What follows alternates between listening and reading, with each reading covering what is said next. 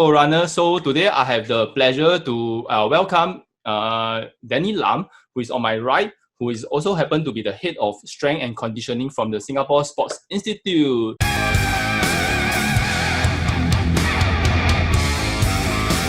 Okay, Danny, this is normally my intro music for all my guests that comes to my show. So this is episode 7. And I also want to wish you a happy belated birthday. I just realized it was your birthday like 2 days ago. After doing some research just now. Okay, so how I managed to meet Danny is because I was part of a running strength research a few weeks ago. So I also credit Danny to my success in being able to achieve goal for my recent 2.4 running as part of IPPT as well. He's also helped me to reduce my timing from 9:55 to around 9 minutes 13 seconds. All this. So of course, the point of this particular whole Runterview is to help the casual runners. For my channel, YouTube channel, most of the subscriber that's looking at my videos, right, most of us are mostly casual runners. So we don't really have access to be able to ask all these experts questions like Danny, who normally is serving more of a professional athletes. So today, I'm very happy to welcome you to be able to share with us some of the things all about strength and conditioning training in relation to running. Because for myself, on my YouTube channel, I have been, for the longest time, keep advocating for runners to go and do strength training, like improving their leg strength, like improving their core strength. But the problem is a lot of runners are still not following the advice of some of the advice that I tell them. So it's good that to have an expert like Danny to come in so that you can help me to also help them to wake up their idea to really implement some strength into their daily, weekly, I would say weekly routine. Okay, so briefly, the first question I'd like to ask you, Danny, because some of the guys might be unfamiliar with the Department of Strength and Conditioning at the SSI. Would you be able to briefly share what does SNC, short form for strength and conditioning? What does SNC do? Okay, just to give a disclaimer statement, whatever I said today is purely my own opinion. Okay. It's not the stance taken by the organization. Okay. Great. All right. So, strength and conditioning stand, basically, what we basically do is we help athletes to get stronger and fitter for their the demands of their sports. It can be weight training. It can be any other form of cross training. As long as it helps to get them to perform better by improving their physical attributes, then we will plan it into the training program for them to do. So it's very interesting that during my time at the SSI, the gym training area, right, I was very starstruck because I see a lot of big names passing by your SSI. People that I don't regularly see, like Joseph Schooling, like I also see Shanti. I understand you also help top runners like So Rui Yong as well. So you guys does help athletes across all the many different sports in Singapore, is it? Yeah, mainly those in the national team. Okay. Yeah. So as long as they're in the national training squad, they are entitled to sports science services. Okay, so awesome. Okay, so the first main question I'd like to ask you: why do you think runners should implement the strength training into their routine? For two reasons. One is to help with reducing the risk of injury, because running is not exactly a sport whereby you have a super high impact, right? But across the duration that you're running, hours of running, you accumulate high amount of impact. So with strength training, you can actually strengthen the connective tissue and your muscle to better absorb all this impact, so it will reduce the risk of the injury. Also, because you're regularly running, there might be some other muscles in the lower limb or other body parts that you don't really train, and that causes muscle imbalance. So if you have strength training, you can correct any muscle imbalances that might lead to injury down the road. And then in regards to performance, strength. One of the things that strength training does is not just increasing the maximum amount of force you can produce, but with strength training, you can also improve the rate of force development, meaning how fast you can produce the force. So every time you run, your foot get in contact with the ground, you have about 200 to less than 300 milliseconds before your foot gets off the ground. So within this short period of time, you want to be able to produce as much force as you can in order to propel yourself forward. I see. And another thing is with strength training, you actually get better at increasing your muscle stiffness during foot contact. Why do you want to increase your muscle stiffness? Is because if you are able to stiffen your muscle upon ground contact, you can allow the tendon to stretch and then recoil. So you can sort of utilize this elastic energy to help with the propulsion rather than having to actively contract the muscle.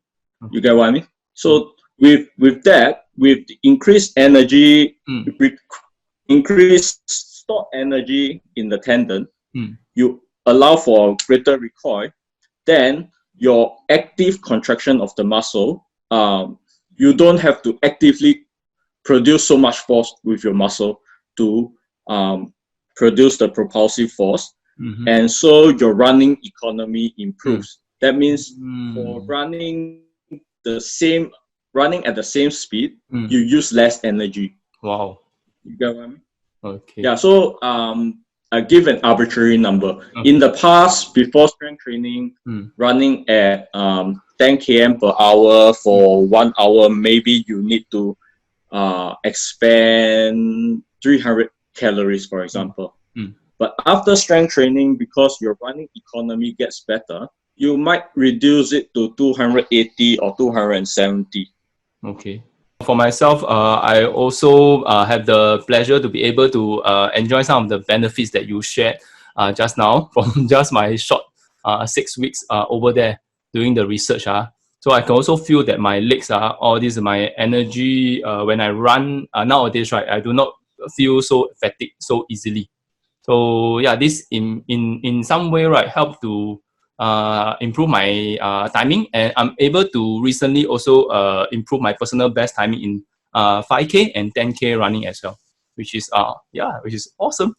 So for all runners who are looking to really reduce the chances of injuries, and also like what Danny mentioned, right, improve their performance.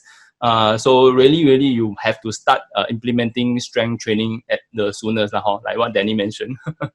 Okay, so in view of recently, because a lot of common folks like us, we always associate like strength training. You must always go to the gym and do without all the weights, without all the machines. You're not able to improve strength effectively.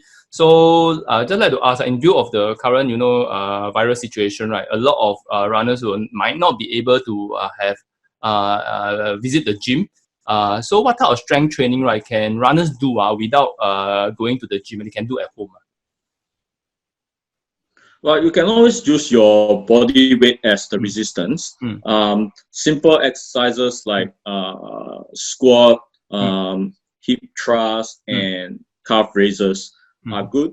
But what I recommend is to do them single leg rather than with both legs, because although runners are not used to strength training, doing squats just body weight squats itself is still pretty easy for most of the runners. Awesome. And if you are doing it with both legs, the without external load, the amount of load you are lifting is a little bit help to increase the strength. So by doing single leg, you are basically increasing the amount of load that each leg will have to lift. So then increase the intensity and help you to it becomes a better stimulus for increasing your strength. Right. And what runners need to know that is you are not really lack of endurance. What you are lack of is strength, because you are doing such a high volume of running. So endurance is no longer an issue for you. What you are lack of is really the strength. So when you execute the exercise, your focus should be to contract the muscle as fast as possible, and you don't really want to perform each set of exercise until your muscles are really fatigued, because then if it's fatigued, your contraction rate will be slower, then your quality of execution will also be lower. So the focus should be on contracting fast, and don't work till you feel the burning sensation at the muscle. A low volume, maybe each set 8 reps, 5 to 8 reps should be good enough. Of course, if you feel that it's way too light, what you can do is just get some external load, hold a backpack or something to increase the load. And another form of exercise that you can do without equipment is called plyometrics. Basically, they are jumping exercises, standing broad jump, split jumps. These are explosive exercises that can help to increase your rate of force development. But because they are also of high impact, they induces high amount of impact to the lower limb. So in order to prevent lower limb injury, it would be best to have go through a period of strength training before you actually start performing plyometric exercises. Awesome. Okay, great. So I'll relate to that to them. And last but not least, I'd like to understand, because as part of your recent research, I understand that you're working on a strength program to help runners run faster and reduce injuries, right? Are you able to share more about that? Okay, so now what I'm trying to research on is the effect of isometric strength training. Isometric strength training is characterized by producing force without any external movement. So one example of isometric training is like your wall sit. So you are producing force, but there's no external movement. But the method that I'm looking at, it's actually maximal isometric contraction. So it's like, take for example, you stand up and you try to push the wall maximally. You can produce a high amount of force, but the wall will not move. So your arm will not be moving as well. So that is what we are trying to look at. So for this particular research, we are of course looking at the lower limb, producing, doing maximal isometric training for the lower limb. I only got my participants to do 2 simple exercises. One is the isometric mid-thigh pull, and the other one is isometric plantar flexion, which is like calf raise, but there's no movement. So during each repetition, the participants have to produce as much force as possible and sustain for 3 seconds. And they do it for like 3 repetition to 5 repetition and about 3 sets for each session. So it's a very simple method of training. It allows you to produce maximum force, but because there's no movement, the risk of injury is a lot lesser. And because there's no movement, there's basically no work done. So if you can increase strength without doing any work, scientific term work, wouldn't that be good? That's awesome. And of course, no work done, you can improve running, prevent injury. I think that's a pretty good option. Wow. So we know the theory behind it. We know the theory behind how strength can improve by performing such exercise, but we don't know if such exercise can actually, the improvement in strength from such exercise can actually transfer to improve running performance. And so that's why I'm looking at it. I see. Okay, great. If you are able to develop this program, right, will like casual runners like us be able to have access to it as well, knowing how to do it? Yeah, definitely. Because ultimately, I will submit the paper for publication, and then I know most people wouldn't have access to scientific publication. Yeah, But definitely. these are things that I will try to make. I'll try to make the information public, especially to our countrymen, Yeah. so that people can benefit from it. Yeah. Yeah. Because we have a lot of people Probably I like will training for probably IP. inform you. Okay, good. I can't wait of your development. There are so many folks they ask me how to like improve their IPPT timing, their how to reduce injuries, all this, right? So with if such a program is available, like what you mentioned, right, it will definitely help a lot of runners to being able to reduce injury while improving their performance as well. You know, us runners, right, we are always chasing like personal best. But if we are able to get the personal best in a safe environment, right, that will be awesome. So really great, Danny, the thing that you're working on. Yeah. So yes, really happy that you take some time to come to the show. Thanks for your time. Take care. Bye. Okay, thank you. Bye.